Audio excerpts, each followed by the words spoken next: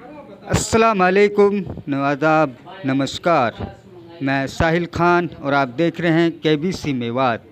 इस वक्त हम राजस्थान के नौगावा बॉर्डर के पास अरावली की तलहटी में पाटा कोलानी गांव के पास माता के मंदिर पर हैं, जिसे मनसा मंदिर भी कहा जाता है। ये अरावली पर्वत की तलहटी में है और काफ़ी प्राचीन मंदिर है। कहते हैं ये पांडव कालीन मंदिर है। इसके बारे में ऐतिहासिक तथ्य कई हमें किताबों से भी मिलते हैं, लेकिन यहाँ के आसपास रहने वाले बुज़ुर्ग लोगों से जब हमने पूछा तो एक दिलचस्प कहानी सामने आई।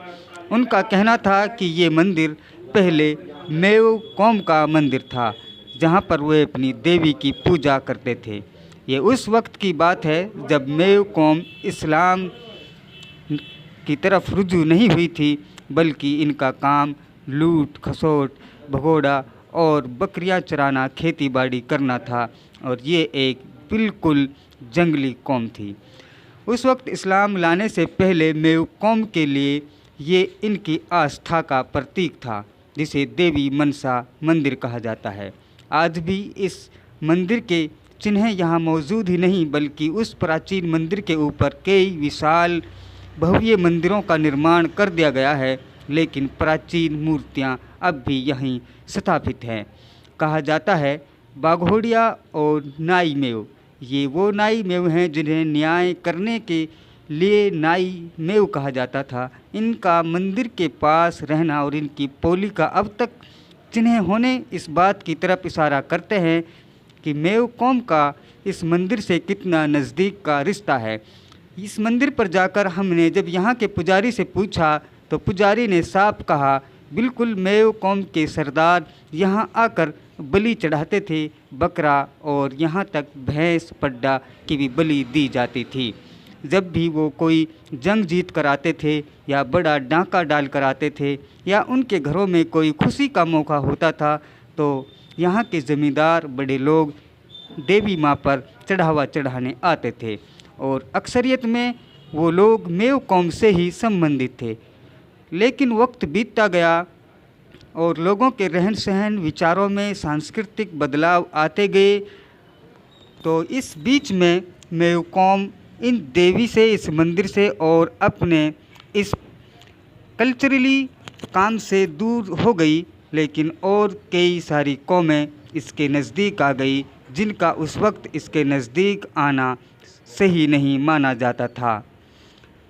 कहा जाता है देश विभाजन से पहले 1926-27 के आसपास मौलाना इलियास रहमतुल्लाह अलैहि सलाम, जो तबलीगी जमात के फाउंडर हैं, उसने इस इलाके का दौरा किया और उन्होंने जाना कि मेव कौम एक बहादुर कौम है और एक बहुत बड़ी तादाद में जो ख़ुद को मुस्लिम कहते हैं, लेकिन इसके रीति रिवाज, रहन सहन बिल्कुल हिंदुओं के जैसे हैं। सिर्फ फ़र्क इतना था कि ये अपने मुर्दे को, मरे हुए जनाजे को दफनाते थे और ख़ुद को मुसलमान कहते थे, लेकिन साथ में इनके रीति रिवाज, सभी पूजा पाठ के जितने भी तरीके थे वो सभी हिंदू संस्कृति से जुड़े हुए थे। ये बात खुद इस मंदिर के पुजारी ने भी बताई और इतिहासकार डॉक्टर ज़ुबैर सिकरावा ने भी इस बात की तस्दीक की, और यही बात हमने कई किताबों के पन्नों पर भी लिखी देखी।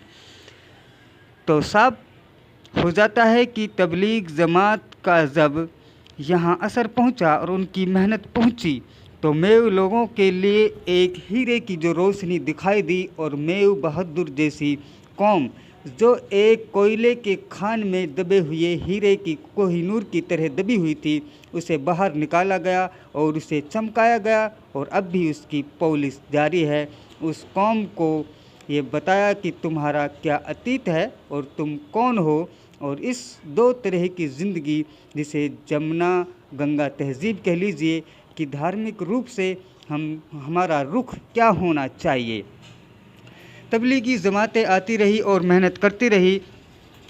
शुरुआत में उन्हें काफ़ी रुकावटों का सामना करना पड़ा, क्योंकि ये क्षेत्र अलवर राजा के अधीन था और राजा रजवाड़ा का उस वो दौर था, तो उस समय कई बार तबलीगी जमातों को यहाँ से भगाया भी गया। उन्हें मस्जिदों में घुसने की इजाज़त नहीं थी, जो भी थी उन्होंने जंगलों में कई जगह ऐसी जगह शरण ली जो रहने की जगह नहीं थी, लेकिन वो लोगों से के पास जाकर दावत देते रहे और मेहनत करते रहे।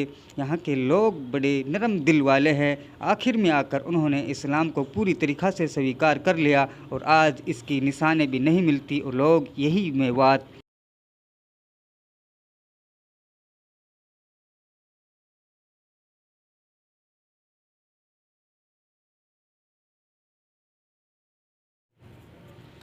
उसी तबलीग की मेहनत की वजह से आज ये मेवात इस्लाम का केंद्र बनती जा रही है और सारे जहां में कलमे की दावत दे रही है। ये है तबलीग की मेहनत और मौलाना इलियास।